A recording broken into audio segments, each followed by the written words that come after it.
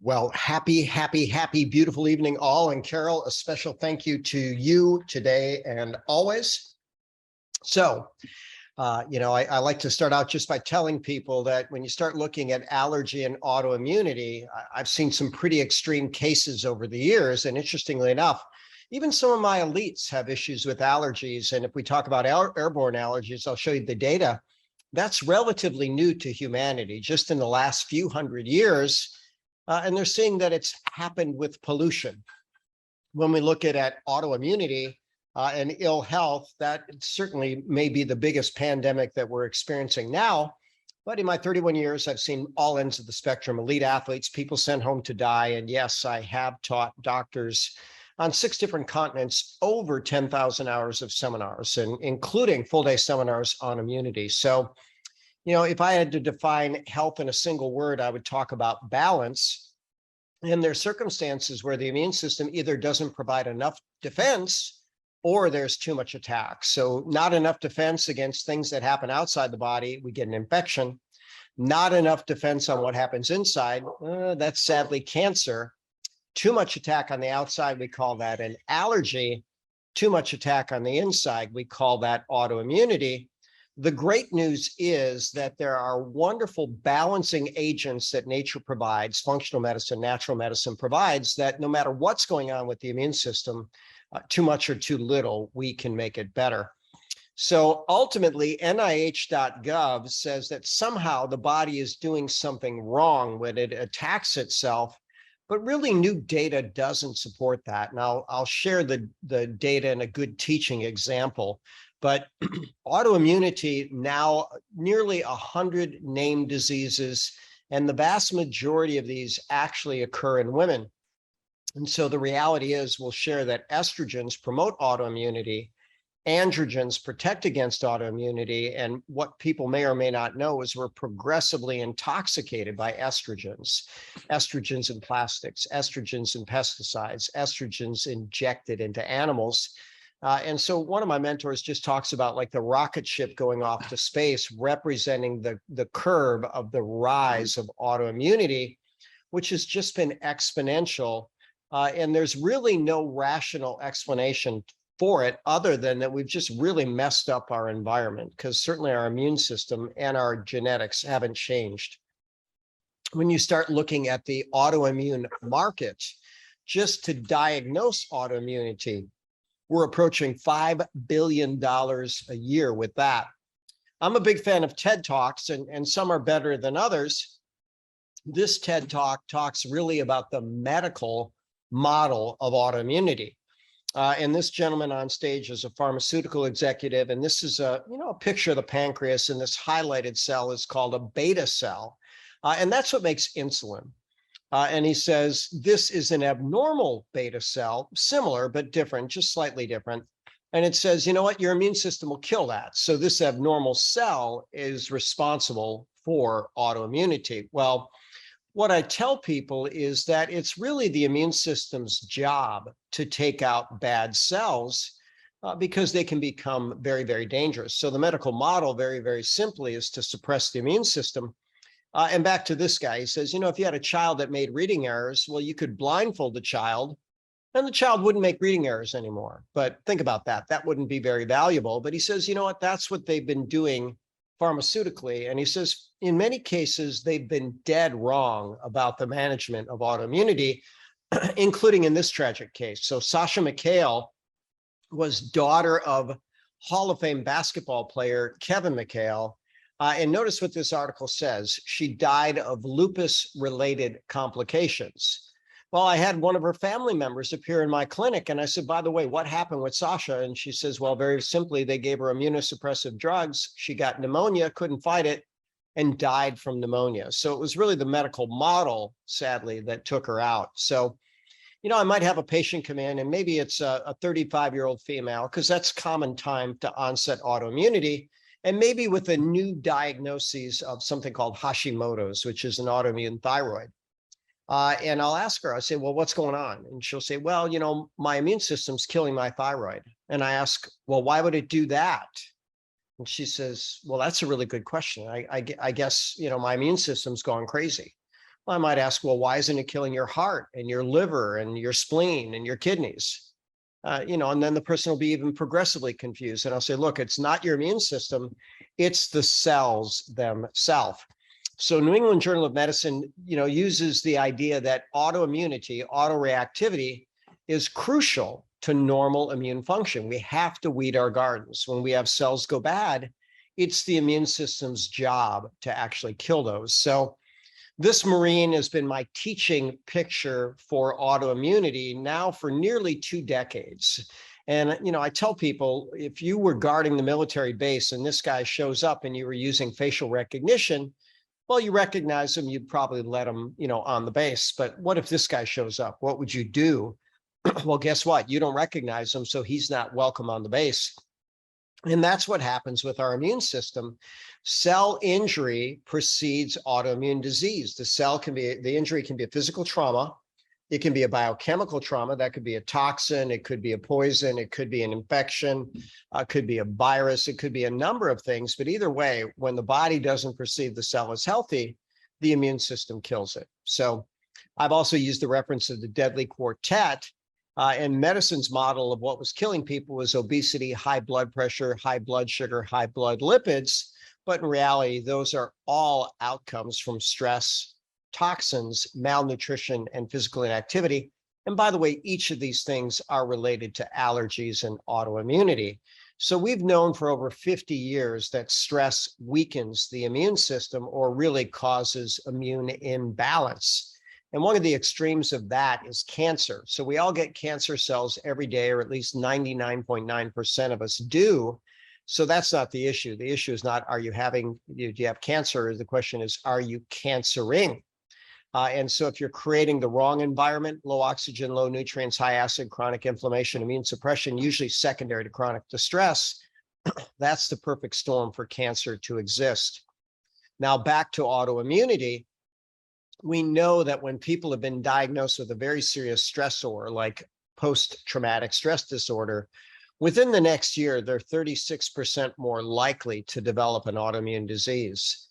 Now, what a lot of people don't talk about is the opposite of post-traumatic stress, and that's post-traumatic growth. So are there some people that go through a really hard time and come out of it better, stronger, faster, smarter? And the answer is yes. And they actually suggest that maybe the same amount of people that have the negative response to it may also have the positive response to it. So my stress reset is Ganoderma, theanine, and melatonin every waking hour, and especially Ganoderma because it calms the body, mind, and spirit, and is also, by the way, a global, a universal immune modulator. So toxins are estimated to be responsible for about 1/4 of all illness and death on the planet. There's over 80,000 registered toxic chemicals. The human toxin inventory shows that there's over 700 toxins in every person walking around. And you start looking at that and you come to realize, whoa, okay, if we're toxic, what do we do about it? I like intense detoxes with medical foods that are designed to clear toxins, clean foods, but Ganoderma lucidum, very, very powerful at clearing some of the worst toxins, including those that are associated with Parkinson's, liver failure, pancreatic failure in terms of diabetes, and even neural tube defects. So a good thing to have on board. I mentioned about the preponderance of autoimmunity in women. And here's the simple statement. Estrogens promote autoimmunity, whereas androgens protect against autoimmunity. So we want to make sure that we're not intoxicated by estrogens.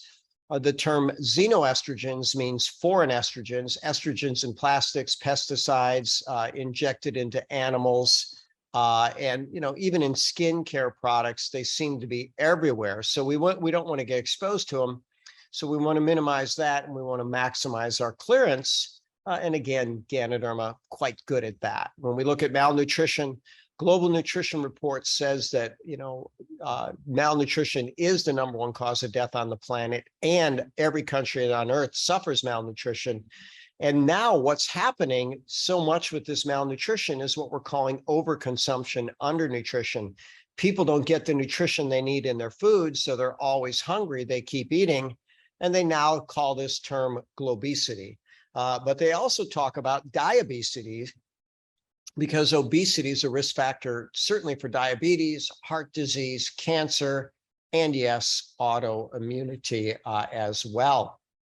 So as we become progressively obese, well, we have a suppression of our immune system, and any one of the four imbalances, allergy, autoimmunity, infection, or cancer, can occur. So this reference here very, very clearly says that obesity is a significant risk factor for both the onset and the severity of autoimmune disease. And there's a lot of different mechanisms there, but we start looking at here, this microbiome, we're going to find out that we have more bugs in our gut than we have cells in our body. And those bugs are going to eat our foods. And guess what? If we put in bad foods, we grow bad bugs, which create bad toxins, and that disrupts the immune system. So I'm a big fan of superfoods and clean foods. Ganoderma, also known as reishi, the top superfood on the planet. So I've taught my nutrition pyramid. And by the way, I recommend everybody fill in every rung. Nature's foods, if God made it, it's okay. If man made it, stay away.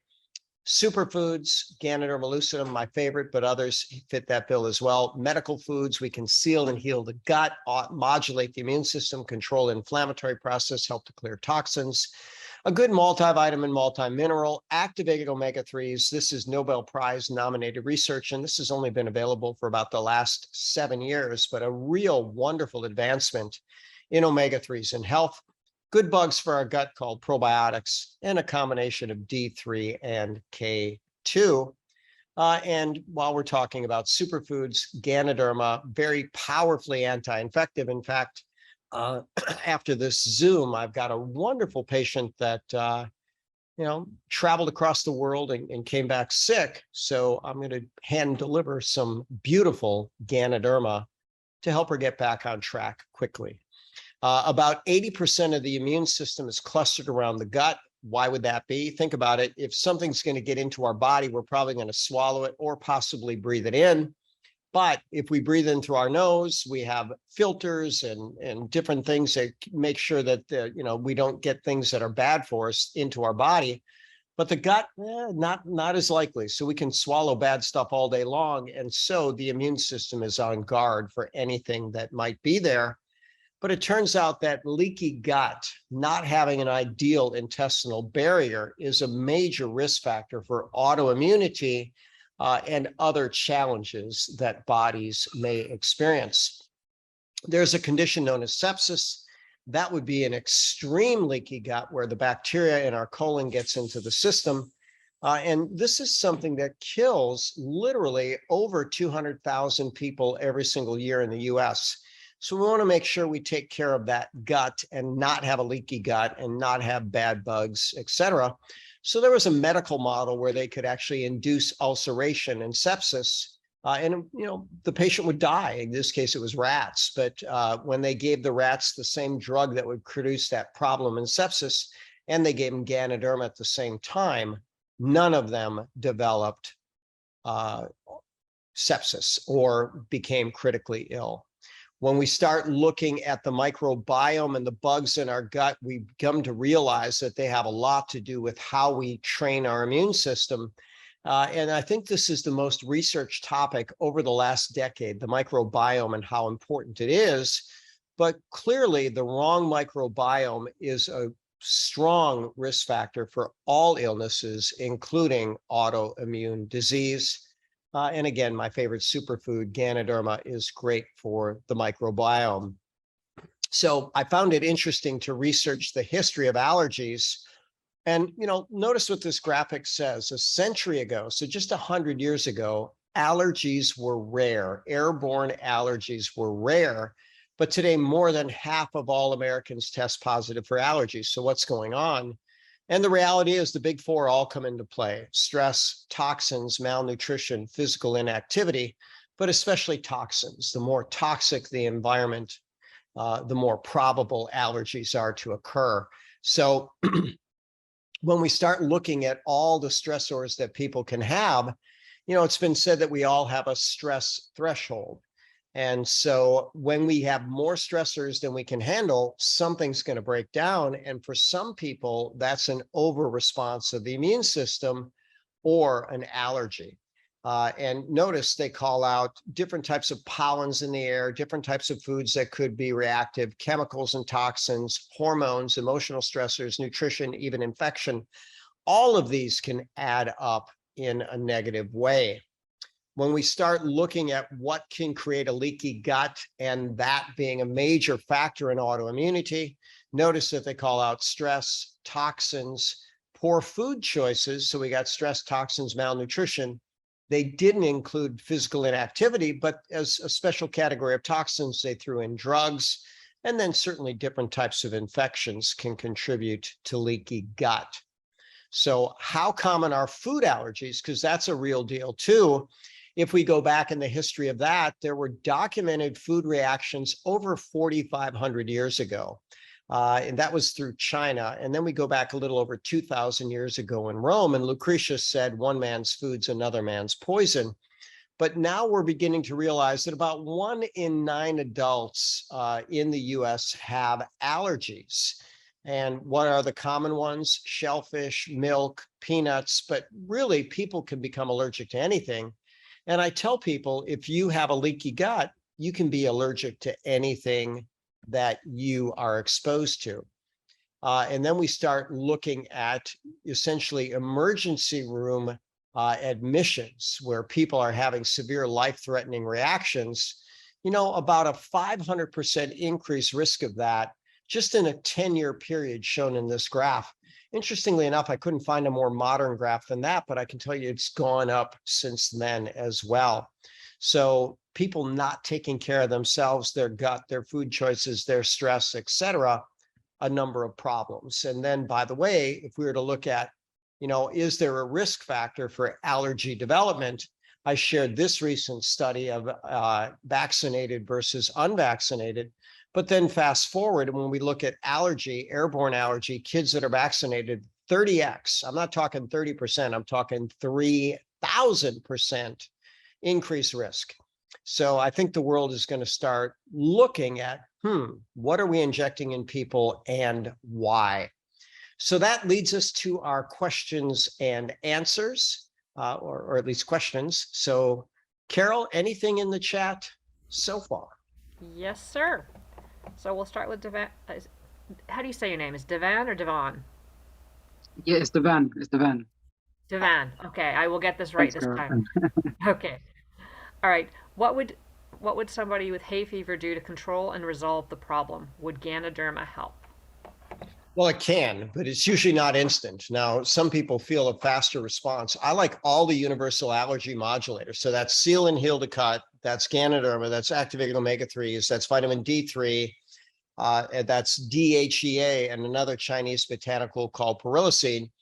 But I had a Zoom earlier today, and I was telling a story. I've got a beautiful drawing, pencil drawing on my wall that an artist did for me, and it was of a tree. And he wrote his, autographed it on the bottom.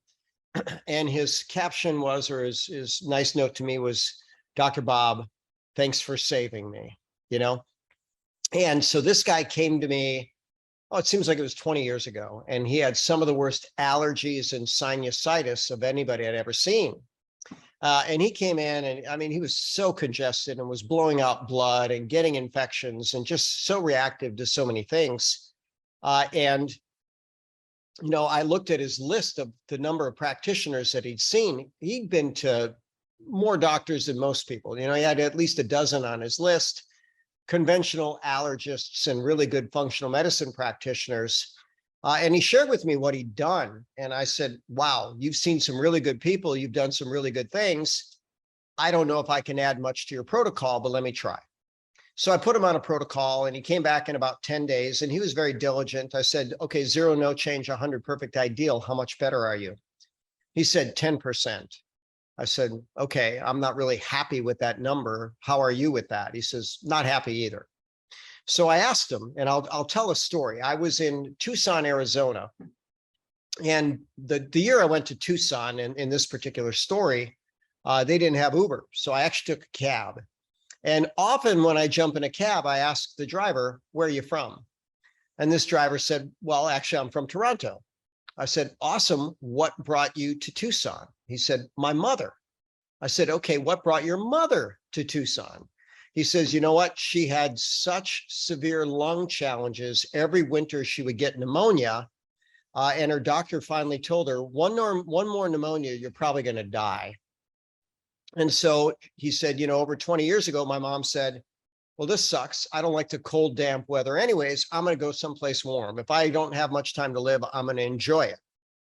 So she moved her family to Tucson. And I asked the driver, I said, well, how's your mom today? He said, well, she's still alive. Or I said, how was Tucson for her mother? He says, she's still alive today. I said, man, that's awesome. And how about pneumonia? He says, she never had it again. So at any rate, environment can make a difference. So I asked this patient, I said, do you ever go to the desert? And he said, well, I actually have a brother in Scottsdale, Arizona. And I said, can you go visit him? He said, well, I guess I could.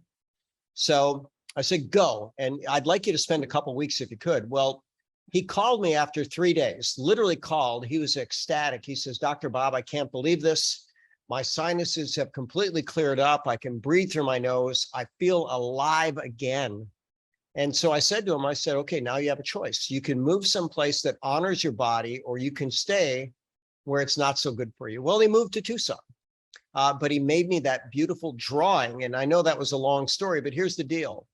If you are in a very toxic environment, and it could be an allergenic environment, it could be too cold for your constitution, it could be a bunch of negativity, it could be a lot of things. If you're in a toxic environment, get out of that toxic environment as much as is possible. And you know, that's the number one rule. Whatever's causing the problem, get away from it. So did he have a miserable immune system? No, he just didn't have the right immune system for Houston, Texas, a tropical climate with a lot of humidity and a lot of airborne allergens. So long answer to that, but I like to do all the things, but if people can get away from their allergens, that's a really good solution. Perfect. Next question. What is oxidative stress, and how does that play a role in breaking down our bodies? Well, so it's the same process. If you ever saw anything rust out, rusting is oxidation. And so I'm going to give again a story because I'm a little chatty tonight. But if you go to Webster's dictionary, and I did this when I taught my first seminar on oxidation reduction, which is a part of biochemistry and aging and things like that. It says number one definition of oxidation is an act or instance of burning, meaning you burn something up. Definition number two, slow oxidation, energy production in the animal body. And so what I tell people is, look, we do actually burn our food sources. We burn them. It's just similar. The oxidation is the same process. And where there's smoke, there's fire. Now, I do remember teaching that. And the guy in the front row laughed. He says, well, in my house, where there's smoke, there's dinner. And I still chuckle at that today. But at any rate, where there's oxidation, where there's fire, there's smoke. And so if we are not taking antioxidants, if we're not protecting ourselves from these things that are generated called free radicals, and free radicals just basically steal electrons, which keep molecules and compounds stable, then the molecules will break down. And so if you picture something rusting, we can't get away from oxidation. Our bodies will rust. It's been said that we will rust out before we will, essentially wear out. We're going to rust out. There's things that will happen to us biochemically. But when we take antioxidants, and by the way, that entire nutrition pyramid, really good, colorful foods, especially fruits and vegetables, loaded with antioxidants. Ganoderma lucidum, I think it has 10x the antioxidants by weight than almost any other plant. And that's right out of National Institutes of Health. So it's very powerful there. Medical foods have antioxidants, multivitamin mineral antioxidants. The omega-3s, interestingly enough, are not directly antioxidants, but they can have antioxidant properties.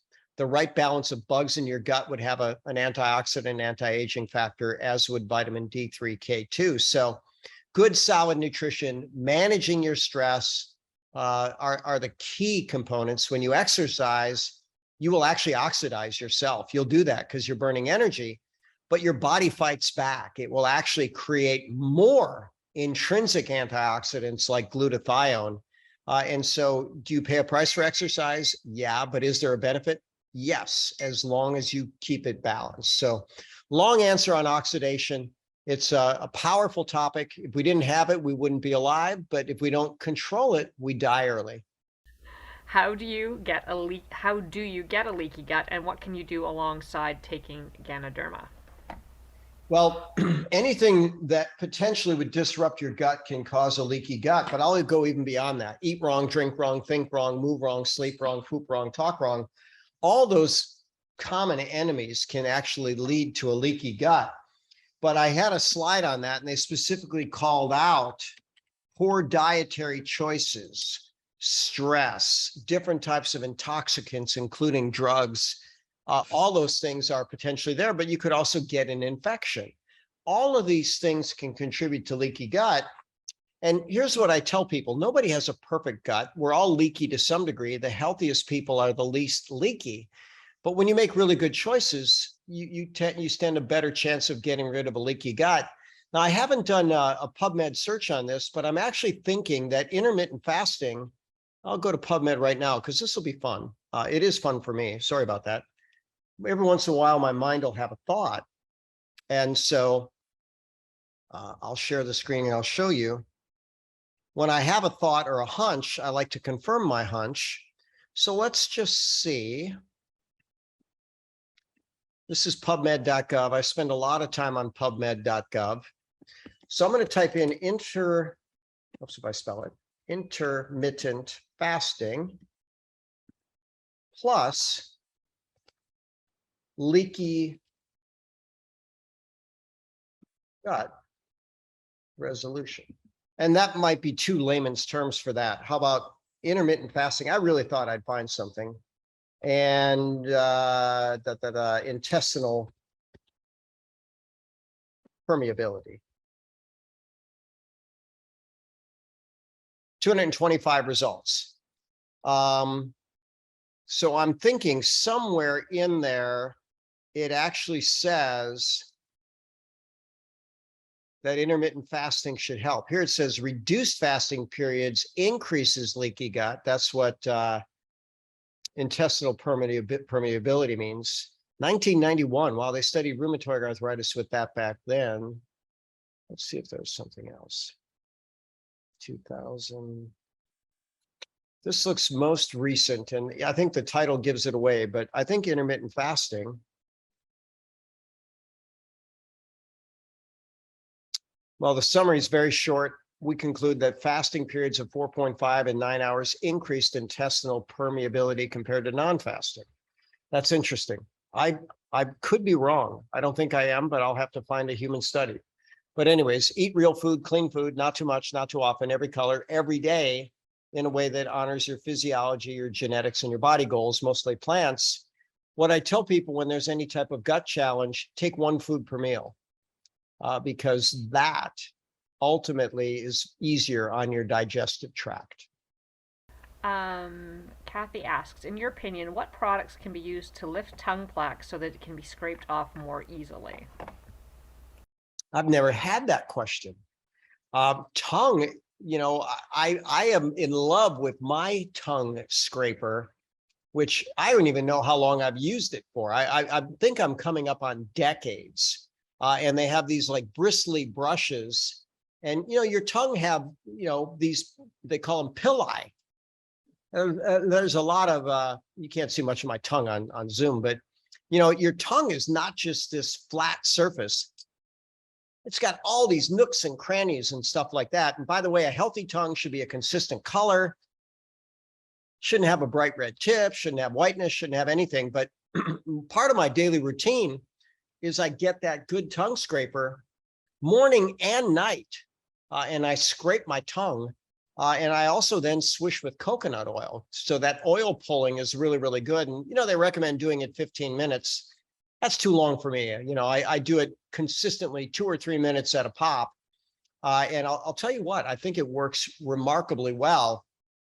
And my dentist is very favorable about it too. He tends to give me a glowing report each time. But plaque, there are testimonials that the Ganoderma toothpaste has been phenomenal for getting plaque off the teeth. Tongue, I would be concerned that it's not plaque, but possibly a growth, because anything on the tongue that's not growing there should come off relatively easily. So if there seems to be something hard to remove, I would actually consult with a dentist and say, hey, what is this? And do you have any ideas? But, you know, having the right diet and the right oral hygiene should be able to clean all that up pretty quick. Now, you can overdo brushing your tongue. I've done that before too. I was so zealous about it when I first found out about it, I'd actually cut my tongue and I go, okay, that's getting a little carried away.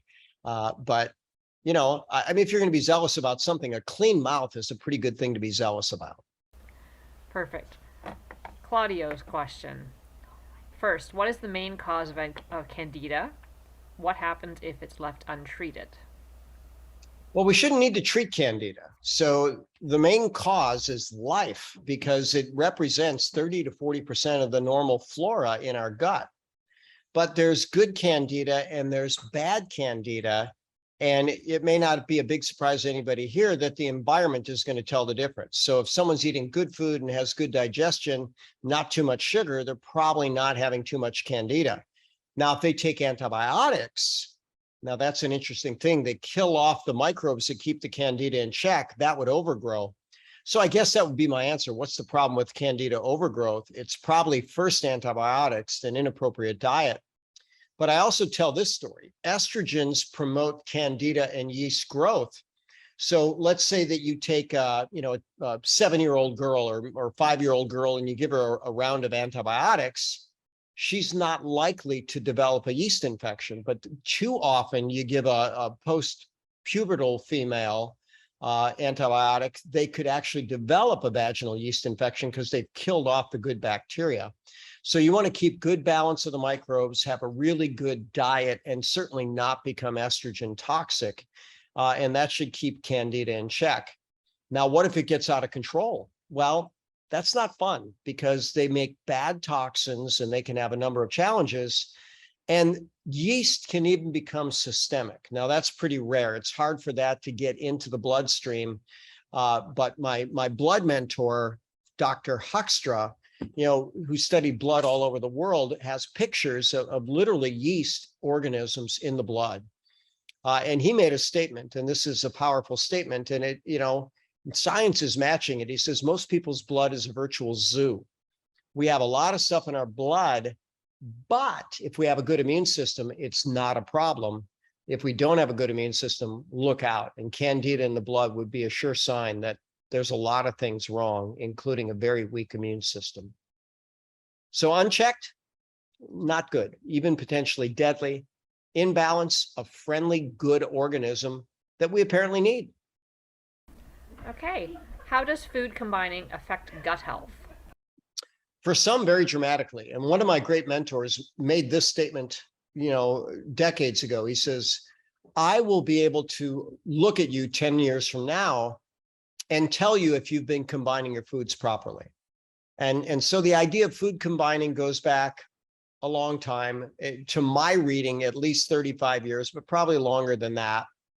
And the idea is that certain foods blend well together for digestion and others don't. So fruit should always be eaten alone. It's over 90% water. It digests very, very fast, has a little bit of sugar in it. Good sugar, though.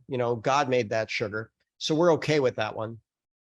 But if you eat other foods with the fruit, it might actually begin to ferment in your gut and give you a little more gas. So they always say fruit alone. Then you start looking at vegetables. Vegetables are pretty dynamic. You can eat vegetables with starches and you can eat vegetables with protein. But you don't want to, again, eat anything with fruit, and you don't want to eat starches and protein. And so those are the guidelines there.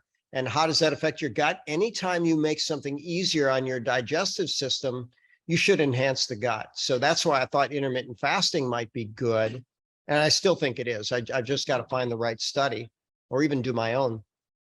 But when I put people on a gut reset protocol, one of the things that I do is I have them do one food per meal, because one food at a time will digest a lot easier. And by the way, I'm not talking about a complex food, like someone says, okay, pizza's one food. No, you've got flour, you've got sauce, you've got cheese, you've got vegetables, you probably have some type of meat. That's a complex meal. One food at a time would be, meat for a meal, vegetable for a meal, fruit for a meal, starch for a meal, and rotate. Happy beautiful day. My friend was telling me they have like a neck pain or nerve pain, something called cerebral. Do you have any recommendations on how to help that? Well, neck pain is almost always structural. They could have had a little accident. They could have slept wrong. Safe as ice right away. And keep in mind, I'm a chiropractor, so I just happen to love good manual therapies. I had an absolutely amazing new patient in this afternoon, and I'd never seen this. She had such a severe scoliosis that her spine was fused from here. See if I can get up high enough to here. Her spine was fused. She had rods and pins and screws from the bottom of her neck to the top of her butt. And she had had that surgery 16 years ago. And by the way, she looked really good. She worked at NASA. Her scoliosis was so severe that she needed that. But what was her problem? Neck pain. And she said sacral pain. Well, listen, if you have 24 units of your spine and you take, 17 of them out of play, it's going to put a lot more stress on everything else. And amazingly, I did, I've taken 31 years to develop the techniques, but a very skilled adjustment on her neck. And she said, oh my God, how is that possible? My neck feels great and my headache's gone. I said, well, because your neck is aligned and things are moving right at the moment. And by the way, what she had was too much motion in her sacroiliac joints, which are very powerful joints, but it makes sense with nothing else moving. Those would be too much. So I gave her a stability belt on that. And she said, I can't believe this. How is it that I feel so much better? Well, the right therapy can make people better. So ice is safe, gentle stretching is safe, Ganoderma is really good, and a really good structural therapist, Dr. Paul Charlton is epic in that category. So that could be a referral if needed. Thank you, Dr. Bob. You're welcome, Usman. Good to see you again, friend, even though I'm only seeing your name in a black background. Oh, there you are. Looking good, man. Thank you. Thank you. Claudio, you good to go? There's been a lot of talk about cucumbers being extremely healthy and probably a healthy snack for you as well. Yes, no, maybe. Well, sure. I mean, if it's a healthy cucumber, non-genetically modified, Right. grown in healthy soil without herbicides, insecticides, fungicides, God made it. It's actually really quite good, but I mean, there's people that were trying to push like a celery juice diet and stuff like that. We're omnivores. We're at the top of the food chain and we need all the things. And I have to give a big shout out to Brendan Coates. He's not on this, but he's a great student and a great practitioner. And so I was on a private Zoom with Natasha McBride. She's a Russian physician that wrote, gut health and physiology. And then she also wrote gut health and psychology. And we were talking about the different diets. And you know what, for a period of time, she's a fan of exclusive carnivore, where you eat meat only. And I have to say, I was very skeptical about it until I really dug into it. And then I tried it myself and I found it to be beyond amazing. And then I put some select patients that weren't responding to typical things. And, one was probably a 58-year-old male with obesity and hypertension and diabetes. And his blood pressure was so high, like we're talking about 190 over 120, and not being controlled by medication. I said, you could blow a gasket. This is not anything to play around with. And, I gave him a stress reset that lowered it a little bit. I said, look, let's have you do 2 weeks of a carnivore diet, meat only. And he was a little shocked that I made that recommendation, but in 2 weeks, I think he lost 15 pounds. But the numbers I remember, his blood pressure got down to like 135 over 85. And, Jordan Peterson's been on that diet for over 4 years. And his daughter, Michaela Peterson, even gave a lecture at Oxford. She had juvenile rheumatoid arthritis, had multiple joint replacements by her teens, had a life of pain and misery, and the carnivore diet resolved it for her.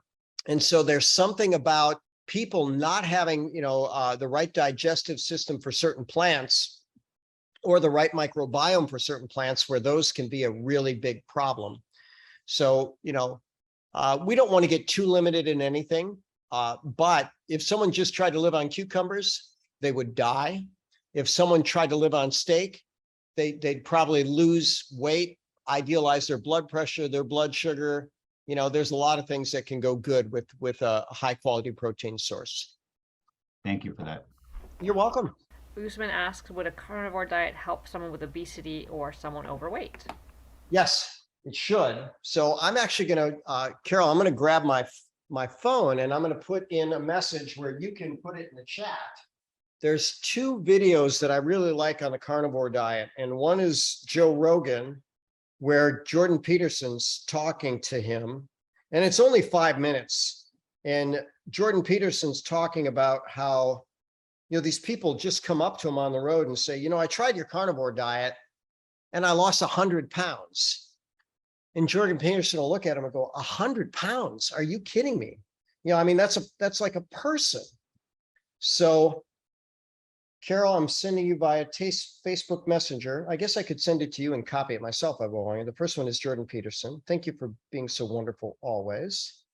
And the other one is going to be Michaela Peterson. Now, what's so fascinating about this is Michaela Peterson gave a TED talk about the carnivore diet with an absolutely miraculous turnaround of crippling rheumatoid arthritis. And the TED talk people refused to publish her study, her TED talk. Carol, I'm going to look at yours. I thought, Yep, really? okay. That seemed like a long link, but it did come through. You're amazing. Well done. So both those links. All right. Well, I'm going to wish everybody an absolutely beautiful, amazing, epic, wonderful evening. And I'm actually going to hand deliver some wonderful nutrients to a beautiful friend that's a little under the weather. So, all right.